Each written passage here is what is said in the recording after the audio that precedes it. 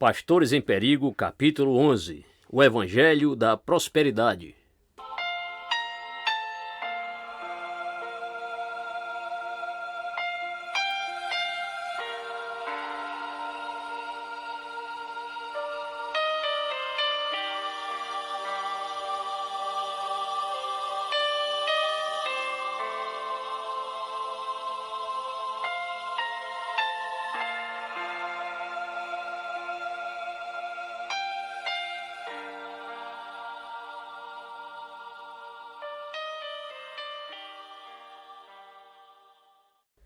Uma heresia muito difundida entre a igreja evangélica, que entrou na moda no século XX e ainda permanece neste terceiro milênio, é o Evangelho da Prosperidade.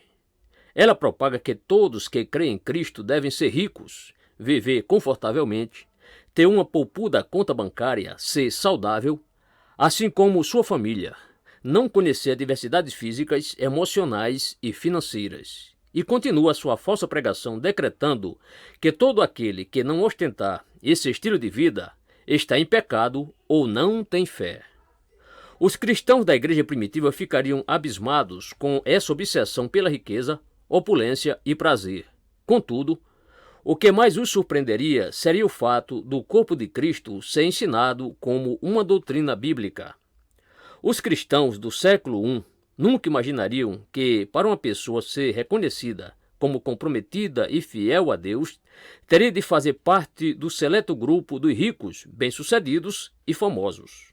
Os pregadores da teologia da prosperidade estão convencendo seus ouvintes de que eles têm direito adquirido sobre a riqueza, portanto, basta apenas reivindicar e apropriar-se dessa promessa já conquistada.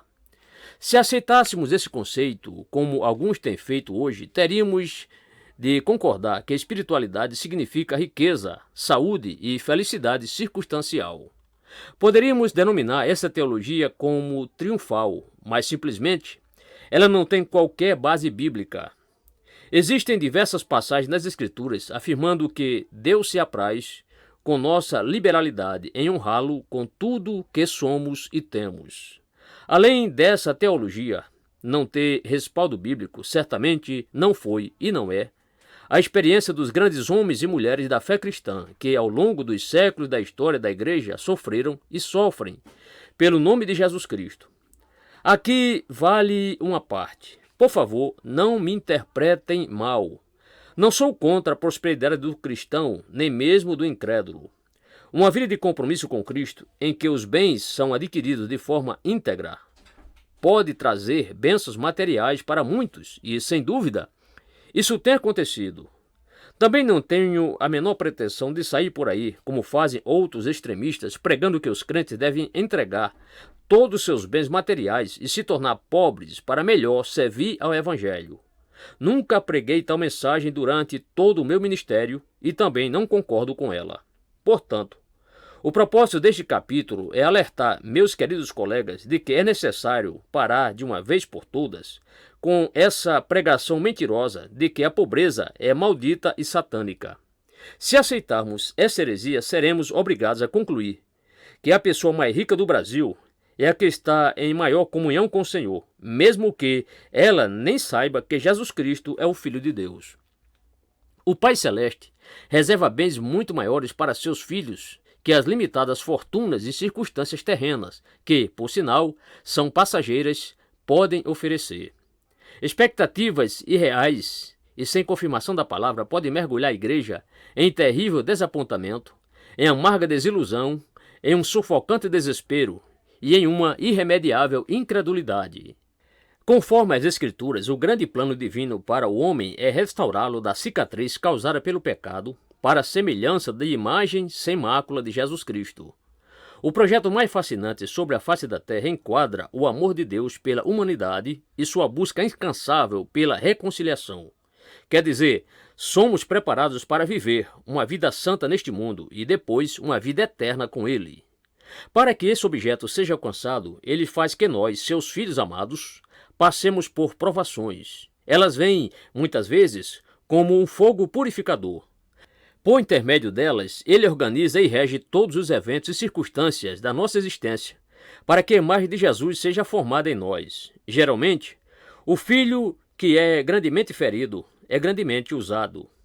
O fato de sermos chamados para sofrer é simplesmente suprimido, anulado na pregação do Evangelho da prosperidade.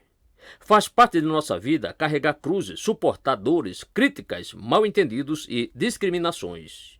Jeremias, o profeta, relutante que atendeu ao chamado de Deus, serviu ao Senhor fielmente durante 40 anos.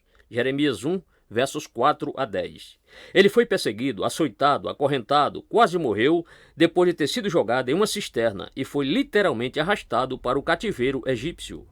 Mais tarde, conforme a tradição conta, foi assassinado por um de seus patrícios. Pergunta a você, meu amigo, Jeremias tinha algum pecado escondido? Ou não tinha fé? São essas as razões apontadas pelos triunfantes adeptos da teologia do Evangelho da Prosperidade, não é? Será que o alto salário que ele recebia de Deus compensava a aflição causada por problemas tão sérios? Ou será ainda que ele persistia porque um dia o Senhor o recompensaria com abundantes bens terrenos como mérito pelos serviços prestados? Não! Deus nunca prometeu ao profeta sucesso, saúde ou riqueza. Ele apenas prometeu vitória frente à angústia. Eu te porei contra este povo como forte muro de bronze. Eles pelejarão contra ti, mas não prevalecerão contra ti, porque eu sou contigo para te salvar, para te livrar deles, diz o Senhor. Arrebatar-te-ei das mãos dos iníquos, livrar-te-ei das garras dos violentos. Jeremias 15, versos 20 e 21. Em 2 Coríntios, capítulo 12, versos 1 a 10, Paulo descreve seu espinho na carne. Não sabemos com certeza o que era, mas suspeitamos de uma doença. O mais interessante é que o grande apóstolo suplicou 3 vezes ao Senhor que o afastasse desse espinho, e o Altíssimo decidiu não atender às suas orações. Nem Lucas, que era médico e viajava com Paulo, conseguia livrá-lo do suposto mal. O Evangelho da Prosperidade prega que é vontade de Deus a cura de todas as pessoas. Portanto, o que acontecia com Paulo? Deduz-se por essa triunfante lógica que sua fé era vacilante ou que algum pecado insistente o privou da cura. Não foi isso? Não. Ambas as alternativas são falsas. A finalidade de tal sofrimento foi para que o poder de Cristo repousasse sobre ele. No final de sua vida, Paulo deu o seguinte depoimento: na minha primeira defesa, ninguém foi a meu favor. Antes, todos me abandonaram. Que isto não lhe seja posto em conta. Mas o Senhor me assistiu e me revestiu de forças para que, por meu intermédio, a pregação fosse plenamente cumprida e todos os gentios a ouvissem. E fui libertado da boca do leão. 2 Timóteo 4, versos 16 e 17. Logo após ter escrito essas palavras, segundo a tradição, o imperador Nero mandou decapitar Paulo. A libertação do apóstolo não foi física, mas sim espiritual. Ele não foi salvo de padecer dores, mas de tornar-se um covarde renegado. Nunca ouvi uma mensagem de qualquer pregador do Evangelho da Prosperidade sobre os capítulos 1 e 2 do livro de Jó. Por quê? Não se difere com facilidade que alguém tão bom e tão fiel ao Senhor sofra tanto. A palavra define Jó como homem íntegro e reto, temente a Deus, e que se desviava do mal. Jó 1, verso 1.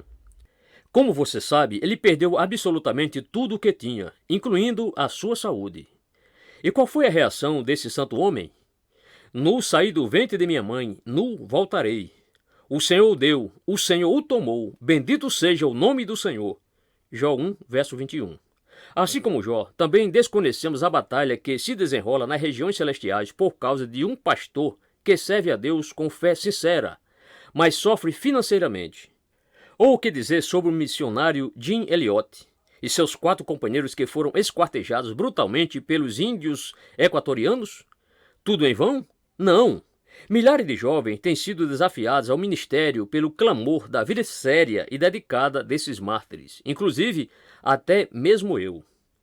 E que destaque devemos dar à pessoa de maior autoridade, valor, importância e mérito de toda a história humana?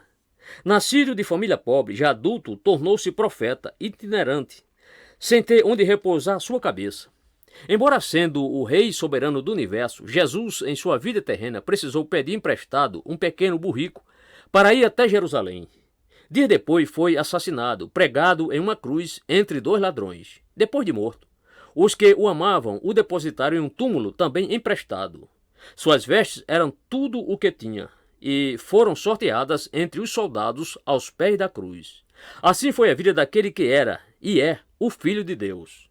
Assim Paulo se referiu a ele: pois conheceis a graça de nosso Senhor Jesus Cristo, que sendo rico, se fez pobre por amor de vós, para que pela sua pobreza vos tornasse ricos. 2 Coríntios 8, verso 9. Jesus vivenciou e ensinou uma mensagem um tanto diferente da do Evangelho da Prosperidade. O que me deixa mais indignado com essa onda herética é que seus adeptos, em geral, são manipuladores e não motivadores.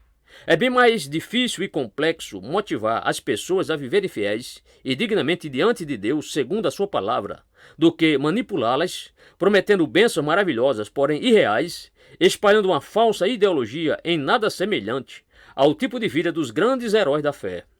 Por isso, afirmo que, na maioria dos casos, a manipulação é a prostituição da motivação. Prostitui-se a mensagem única e definitiva do Evangelho em troca de benesses divinas, pseudo-merecidas e imprescindíveis. A manipulação tem efeito instantâneo, enquanto a motivação leva anos para se desenvolver. Os pregadores pinçam 2 ou 3 versículos da Bíblia e seguem como motoniveladores, massacrando seu povo com mensagens duvidosas. Prometem que Deus suprirá todos os seus desejos mais íntimos. Alguns presunçosos mandam o Senhor curar, outros pedem que o telespectador ou ouvinte ponha a mão sobre o televisor ou rádio, porque assim o poder de Deus fluirá ao coração do referido pastor e dali para a pessoa, e então ela poderá enfrentar qualquer desavisada vicissitude e certamente obter a vitória. Ainda os que seguram pequenos vasos de água poderosa e santificada do Rio Jordão, que cura todos os males, mas é preciso adquiri-la pela módica quantia de reais. Apelando para as gratificações humanas, abusam de gente simples, sincera e muito carente em todos os aspectos. Qualquer coisa que primariamente apele à esperança da pessoa é manipulação. Motivação, no entanto, é o contrário disso, e é como tudo aquilo o que satisfaz a vontade divina. Colega pastor, se estruturarmos nossa igreja somente com a finalidade de suprir as necessidades humanas, como amizade, segurança, sentimento de pertencer e ser aceito por um grupo ou mesmo pelo tradicionalismo, estaremos apenas manipulando. Uma igreja deve exibir os propósitos de Deus. Nosso trabalho é descobrir meios que cumpram os interesses e os planos divinos. Nosso povo precisa avidamente de ensinos doutrinários profundos, mas embrulhados em pacotes de fácil compreensão. Enfim, as pessoas necessitam da palavra de Deus exposta, explicada, ilustrada e vivenciada na vida dos líderes do rebanho. Essa prática é cinicamente dispensada por aqueles que desejam encher os cofres da igreja em curto prazo. Irmão, com que autoridade se diz que um vasinho de água, hipoteticamente retirada do Rio Jordão, vai curar? Será que temos o direito de prometer ao povo que, quando ele dá seu dinheiro, Deus o abençoa imediatamente? Podemos nos revestir de autoridade para ordenar que o Senhor cure alguém? Quem somos nós? Somos capazes de interpretar com objetividade e ousadia qual é o plano total de Deus para uma pessoa? Será que nosso Senhor é algum Papai Noel celestial que está esperando a lista dos caprichos de cada ser humano para ofertá-los num lindo pacote decorado? Nós, pastores, tendemos a justificar a manipulação sob a alegação de que é para o crescimento do reino de Deus. Em seu reino, os fins nunca justificam os meios. Tal pensamento humaniza o Senhor e elimina a sua soberania. As pessoas interessam-se pelo produto final, Deus pelo processo. Vejam um exemplo. É muito mais fácil convencer o povo que Deus precisa de dinheiro. Entretanto, Ele é soberano e não necessita do dinheiro de ninguém. Nós, criaturas humanas, devemos estar prontos a oferecer o que temos em obediência à palavra. Essa prática leva à maturidade espiritual. Muitos são bebês porque não compreendem a evolução que Deus desenvolve até chegarmos a essa maturidade. Nosso Pai nunca prometeu riquezas, segurança, saúde, etc. incondicionais. Ele promete paz na tribulação, alegria na provação, poder para enfrentar o inimigo da nossa alma e sua presença ao nosso lado quando, porventura, nos depararmos com alguma tragédia. Ele nos oferece todos os recursos necessários para fazer frente a qualquer eventualidade, quer pequena, quer grande. Ele não afirma que nos dará riquezas, muita saúde, mas sabedoria, força para destruir a amargura e disposição para embelezar nosso caráter. Finalmente, ele diz que participaremos com ele na execução do plano mais belo e significativo do universo. É esse o desafio que devemos comunicar ao nosso povo. Senhor, confesso que há momentos em meu ministério, quando manipulo o meu rebanho, em vez de motivá-lo.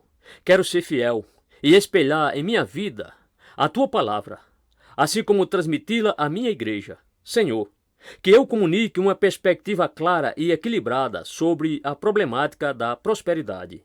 Pai, quero usufruir a tua bênção em minha vida, tanto na prosperidade quanto na adversidade. Sei que o Senhor é o doador de ambas. Em nome de Jesus. Amém.